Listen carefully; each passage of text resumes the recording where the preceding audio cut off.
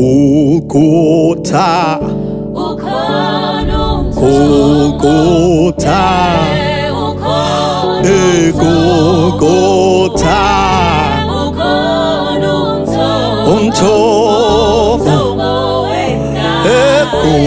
Golgotha, Golgotha, Golgotha.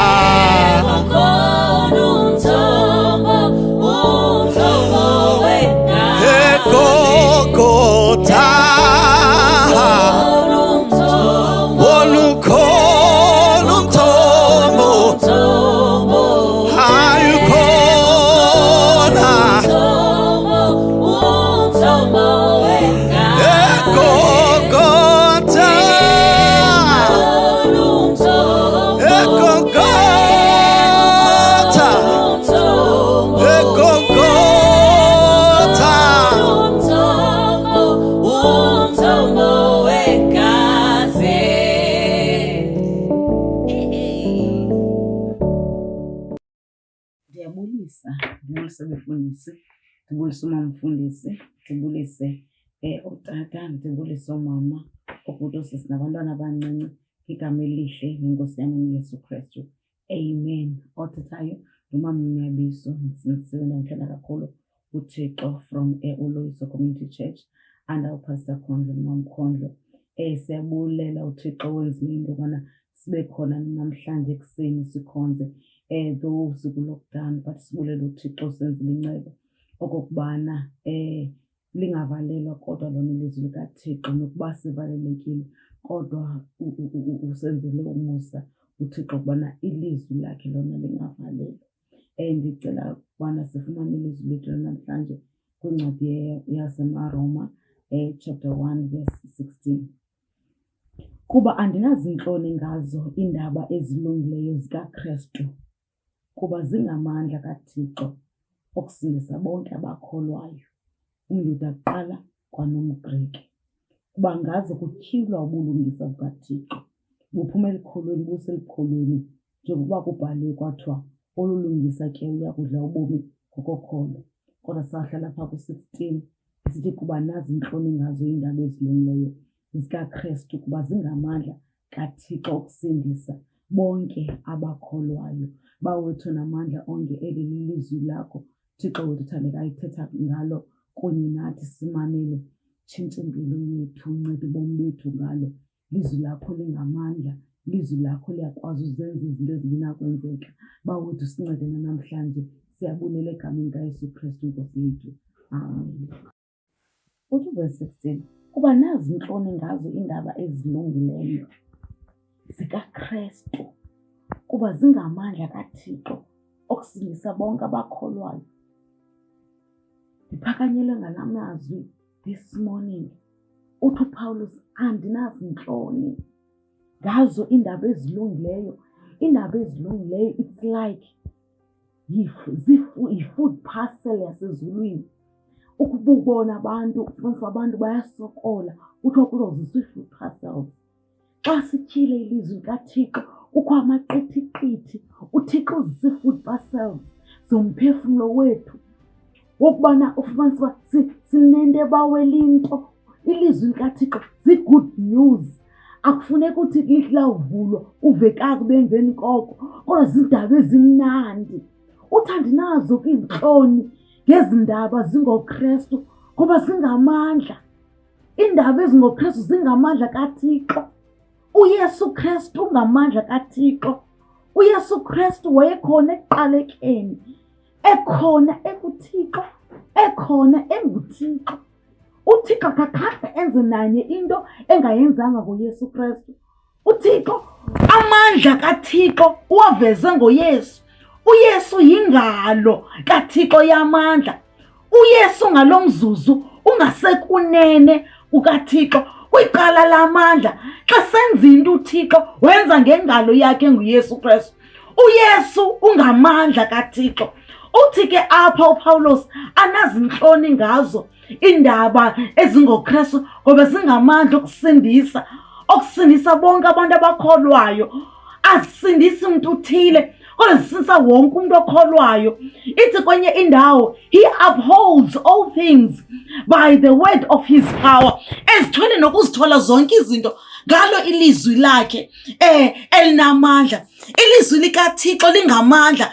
Ilizwi likaThixo aliphuma emlonyeni wakhe libuyele kuye lingakhange liwenze umsebenzi. Ilizwi likaThixo xa liphuma kuye liphuma linetag, lithunyiwe ukuba lenze ukuthanda kaThixo. Alikwazi ubuya kuye lingakhange liwenze umsebenzi walo. Ilizwi likaThixo linyanisekile. Ilizwi likaThixo lenza lentando kaThixo. Ilizwi likaThixo linguye. UThixo kalijikela ilizwi lakhe.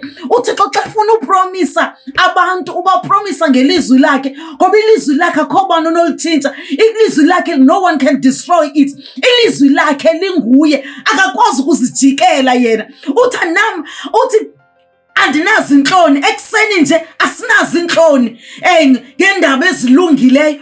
Uthi omnye utata ngenye imini egulelwa yi-70 yakhe, uthi wathumela abantu waxa sondela uYesu, wathi no, andifanelekanga buze, thetha ngelizwi lodwa. Ilizwi wathe khona uYesu akafuni uYesu angene, kodwa wayazi amazwi ezwi. Uthi wathi thetha ngelizwi, uYesu wathumela ilizwi. Ilizwi langena klanzi, layazi bangubani onengxaki. Ilizwi linamandla. Siphethe ilizwi ekuseni nje. Ilizwi sithi malingene endlini yakho likuncede kwi-problems zakho. Ukhona ulapho ufunyenwe yi-COVID-19 upositive, kodwa ilizwi lingenza into, lingenza isimanga. Ilizwi linamandla. Ilizwi likaThixo linguye. UThixo akaxakwanga sisifo, wazithwala zonke izifo zethu, wathwala wonke umvandedwa. Namhlanje akuthanda akucatshukelwa, ungazibulali, ungabi buhlungu.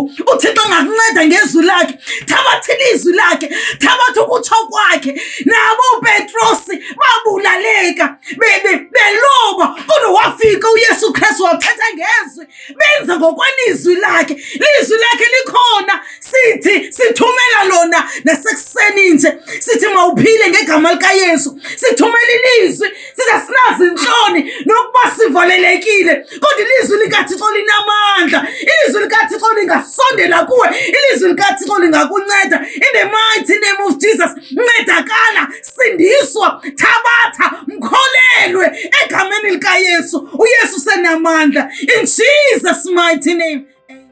Paulus kuba nazi inhloni ngazo indaba ezilungileyo zikaKristu, ngoba zingamandla kaThixo okusindisa bonke abakholwayo. Ngelinye ilanga khona intombazana isengxakini for 12 years. Kuthiwa le ntombazana yachitha imali yayo kubo bonke oogqirha endaweni yokubana iye iphila iba worse. Kodwa kuthiwa wava ngoYesu ophilisayo, wahamba akabuza umntwini, because yazi ngamanye amaxesha into oyivayo sukuwexa umntu because uza kudiscourage. Umthetho ngela xesha usithi awunakwazi ukuthi unethombe legazi uhambe uye esihlweleni. So wathi akuva ilizwi likaThixo, wahamba wenza ilizwi likaThixo. Nawe njengoba usiva ilizwi likaThixo, sofuna uqonda komnye umuntu uba ithini nalento, yenza lento ithethwa lilizwi likaThixo ebomini bakho.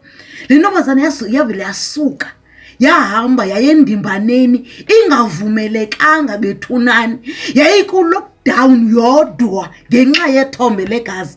Yaphula umthetho, yahamba yangena ifuna uYesu. Yayingakwazi ukuya ngaphambili ngoba yayizawunqandwa, kodwa yatyhudisa yangena abaphakathi kwabantu. Kuthiwa yayinento yayithetha kuyo ngaphakathi, ngoba ibalulekile into oyithethayo ngaphakathi kwakho. Zikhona izinto ezizayo eziza ngenxa yento esizithethayo. Ibaluleke kakhulu into oyithethayo. Le ntombazana iyathetha, iyahamba iyathetha ukuba ke ndithe ndawuchukumisa umqukumbelo wengubo zakhe nophila. Yayisitsho iconfession yakhe. Efika khona wenza ngokwe-confession yakhe. Kuthiwa asuka amandla kuYesu. Ithi le verse nguMarko chapter 5. Ithi yathi yakuva ngaye uYesu yeza phakathi kwesihlwele ngasemva yayichukumisa ingubo yakhe kuba ibisithi ukuba ndithe ndachukumisa nengubo ezi zakhe ezindosindiswa. Watsha kwa oko umthombo wegazi layo yeva emzimbeni yayo uba iphilisiwe kweso sibetho. uYesu ethe kwa oko wawazi ngaphakathi kwakhe amandla aphume kuye. uYesu namandla, ilizwi likaThixo linamandla. uYesu wayehamba nabantu kodwa abantu bengawazi amandla lo mntu abahamba naye. Kwavela nje umntu wakonektha noYesu ngokholo, ngoba uYesu kukonekthwa ngaye ngokholo. Asikonekthi ngokuhamba icawe, asikonekthi ngokukhulela ecaweni, kodwa sikhonektha kuYesu ngokholo. Wakonektha ngokholo kuthi waphuma amandla, ngoba akhona amandla egazini kaYesu, akhona amandla kuYesu, akhona amandla okuphilisa. Sithi asinazi inhloni ngazi indaba ezilungileyo ezingoKristu uYesu. Ngeli xesha abantu bexakiwe khona isolution iselizwini likaThixo. Khona uYesu uyaphilisa, uYesu uyasindisa, uYesu uyaphilisa. Nokuba zinjani izifo, nokuba zinjani izono, kodwa uYesu yimpendulo. Wayeyimpendulo kudala, uyimpendulo namhlanje. uYesu akaguquki, ebekhona izolo, ukhona namhlanje, ukhona naphakade. Angakunceda nawe, angakunceda imeko yakho inoba njengale ntombi, kodwa khona amandla asindisayo, akhona amandla asezwini likaThixo, akhona amandla angakunceda ukuba uyakholelwa. In the mighty name of Jesus, phila kweso sibetho unaso, phila. Sithumela ilizwi likaThixo, sithumela ilizwi, phila in the mighty name of Jesus Christ. uYesu useyimpendulo namhlanje, in Jesus mighty name, amen. Wathakwa oko umthombo wegazi layo yeva emzimbeni wayo ukuba iphilisiwe kweso sibetho. Wathakwa oko, atuthetha uYesu uthekwa oko, zonke izinto zenzeka kwa oko. Wathakwa oko, mawutshe nakuwe kwangoku ithombe la whatever eyiproblem yakho, umthombo wale ngxaki, mawutshe kwa oko, ngoba uYesu naye uye wathetha kwa oko. Mawuthe ngegama likaYesu Kristu, amandla elizwi likaThixo athisa kwa oko, amandla elizwi likaThixo azenza izinto kwa oko. Kodwa le ntombazana yeva emzimbeni wayo, kwalandela ukuva, kodwa lenzile lona ilizwi qala. Asiqali sive, siqala sireceive, then you will have what to say, but we receive what we want, but you will have what you want, but kasi receive. Wathakwa oko, makuthekwa oko ngegama likaYesu Kristu, lo mthombo uyingxaki, mawuthekwa oko in the mighty name of Jesus. Singena ngelizwi likaThixo, singena endlini yakho, siyathisa, makuthekwa oko in the mighty name of Jesus. Makuthe, mawangena amandla elizwi likaThixo, makangena amandla kaThixo empilweni yakho, makangena amandla kaThixo endlini yakho. Makuthekwa oko, mazenzeke izinto kwa oko, ngoba uYesu uthethile kwa oko. Lizwi likaThixo linamandla, mazenzeke izinto kwa oko in the mighty name of Jesus Christ, amen. Ukhona lapha endlini, wena uyamthanda uYesu kodwa zange umamkele uYesu. uYesu sisipho. Xa upha umuntu isipho, sikhona esinye isandla funeke sigange isipho. Awukwazi ukusithatha isipho ungakhange usireceive. uYesu sisipho, ungamfumana naye nawe namhlanje. Uzithabathele uYesu Kristu abe yinkosi, akusindise, akuncede, akuphilise. Ungenza lo mthandazo emveni kwam, uthi Yesu ngena enhlizweni yami, uxolele izono zami, uxolele amatyala ami, undenze umntana wakho. Yesu nditshintshe, Yesu ndithathe ingxaki zami ndizisa kuwe. Yesu ndithembele wena, mandingaze ndidaniswe. uthe ezwini lakho, izani kum nina nonke nisindwayo nibulalekayo ngumthwalo ndokunika ukuphumla. Siyeza Nkosi nemithwalo yethu kuwe. We refuse Nkosi ukuphosa umthwalo, kodwa siza nayo imithwalo kuwe.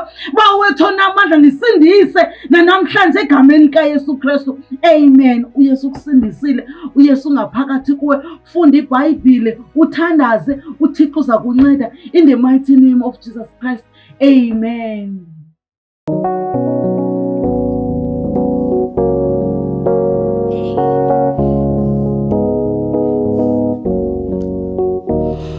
ikhona imvana yahlatshwa ngenxa yethu ngamaJuda. Ikhona imvana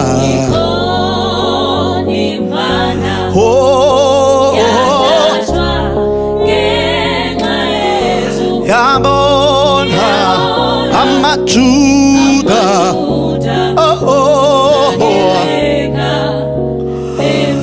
yathi Eloi, Eloi, Baba yathi